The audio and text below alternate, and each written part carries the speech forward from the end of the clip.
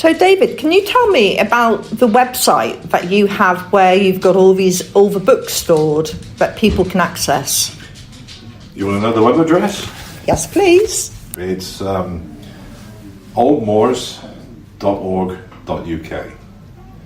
And you've got three choices there to either find the Facebook group, there's a private group just for information, and then there's the library. Mm-hmm. And you click on that and it will take you into a subdomain, which is exclusively the library, which is a whole series of subjects, as you say, from astrology all the way down to Zionism, Wicca, Druidism, all the different aspects and things that could be termed pagan. Mm-hmm. There's books there, what I felt to be the best of the best that are freely available, because some books are still, you have to buy.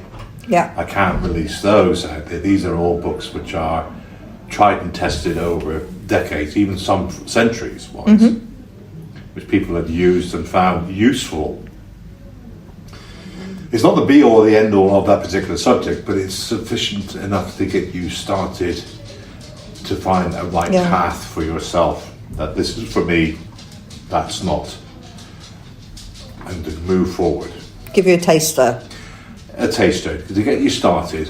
Mm-hmm. Let's see, a first stepping stone to get you moving in a direction which you find works best for you. Yeah. So I found certainly the library system has been quite good if you want to order books and test out, especially the more expensive ones. They will order books in for you, so you can actually see if it's worth you purchasing a particular book, because that can be another consideration. When a book's £50 to £60 and you've not had the opportunity to open any pages because they're all online, and they don't all do the look inside that you sometimes get on Amazon. The one mistake that people make when writing literature in some form of paganism, whatever variant it is charging money. Mm-hmm. There is no such thing as a rich witch. The two are incompatible, because the more you understand about the nature of paganism, the way the natural world works, the less wealthy you're going to be financially, mm-hmm. the more your wealth is knowledge. Yeah. So books that tend to be sort of 40, 50, 60 pound at a time, I tend to look at those more as for the fluffy bunny kind. Mm-hmm. Because the real witch, the real vulva, the real shaman probably wouldn't touch you with a barge pole, because there's nothing there that's relevant. Yeah. A lot of the original texts were done with the idea that you already had pre-knowledge of something. Mm-hmm. I'm not going to describe that, because that's something that people have to figure out to begin with. But there's one big problem, particularly when casting circle. Mm-hmm.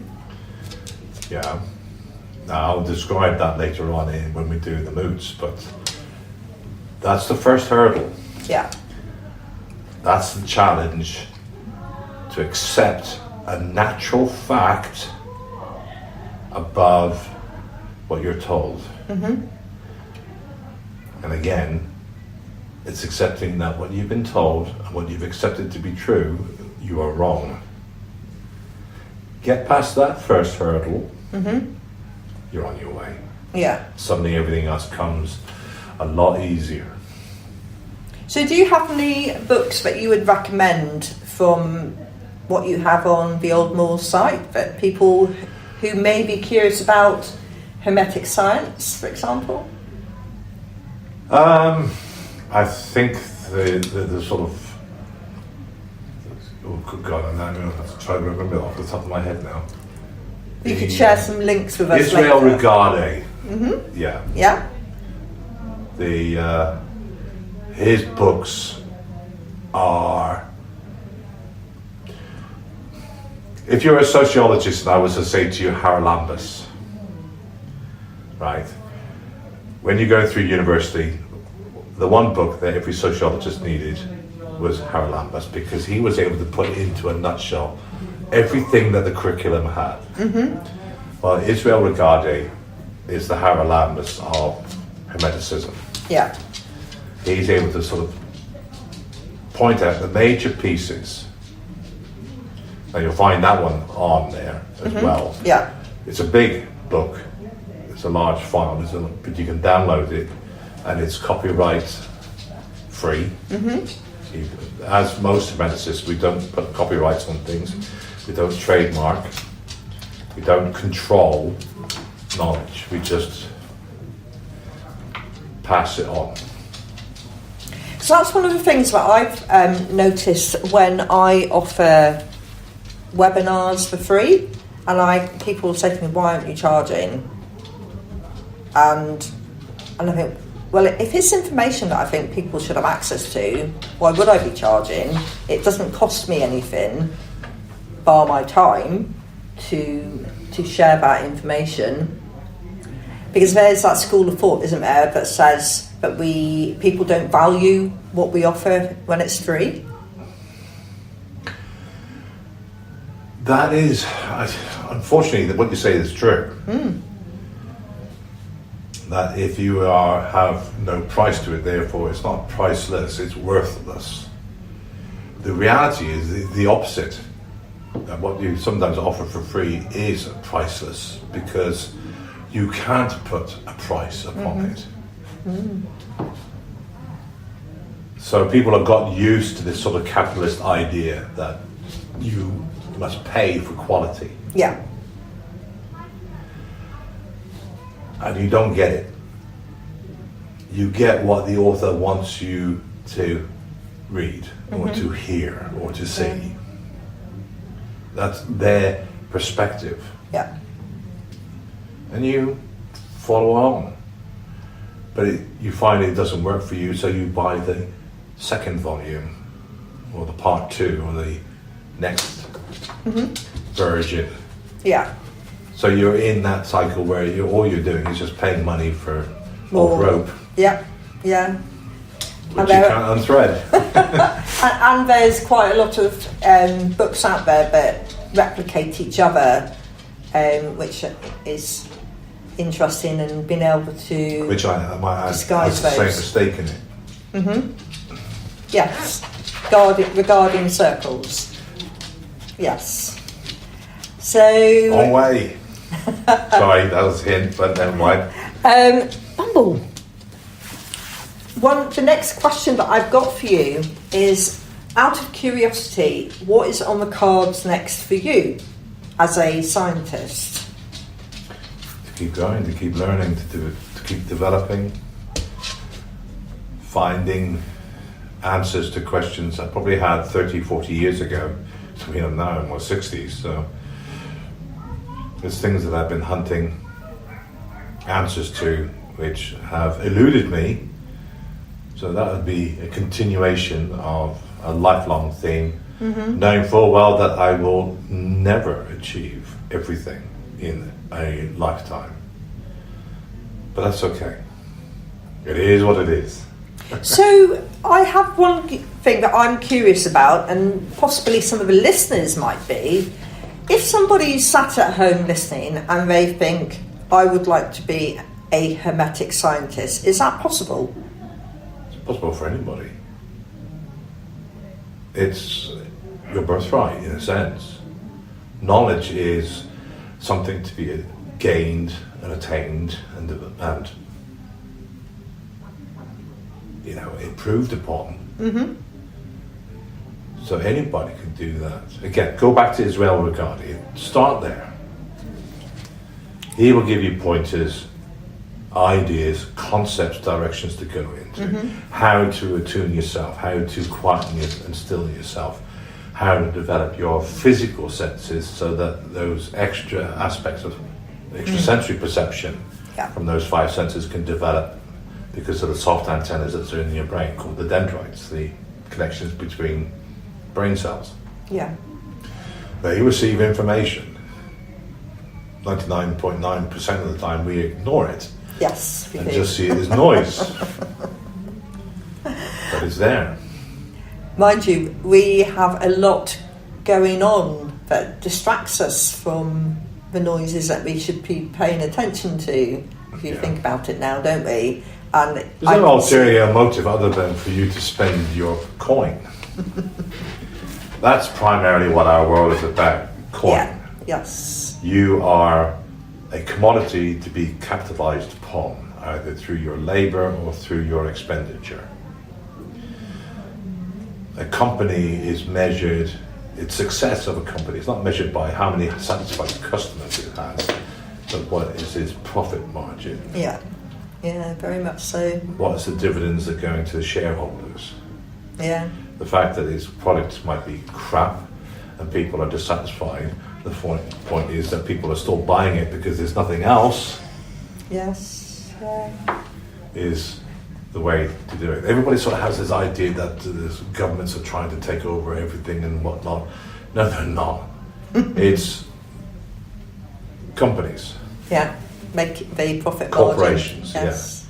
Yeah, they're the ones that are taking over. We talked about Bovia before. Yeah, that's a big company called Arla that's holding. They have connections with Nestle. Yes. Which is a big corporation which holds hands of many of the products that we use. Well, certainly, I don't think a lot of people realise who Arla owned or supplied, and there's probably companies on the list that weren't shared. But yes, sometimes I think what we're trying to say to anybody who's listening, who thinks, which rabbit hole have we gone down? It's really just asking you to tap into yourself and think about, what am I listening to? What are the messages? Am I listening to the messages that are natural, or am I succumbing to whatever my TV's telling me? And obviously we might be coming out of the TV at you at this moment, and you might say, well, that's a bit of a conundrum, because I can hear you from my TV. Well, isn't it? Yeah, and social media. But I think it's about allowing yourself to be real and say what feels authentic. And if it doesn't feel right, sometimes that's our way of knowing, look at it again. How easy is it to contact me? You, hard. You have to contact your wife. Yeah, she messaged me because I don't live on my phone. Yes. I have a phone, I have a smartphone, so it's convenient when I want to use it as a tool. Yes. I don't live on it. Yeah. But then I suppose we've got to acknowledge, haven't we? We're walking around constantly, if our phone is turned on, with the Bluetooth's possibly on, so we're within the electromagnetic field of that phone. Mine's not brilliant, it is quite annoying at times.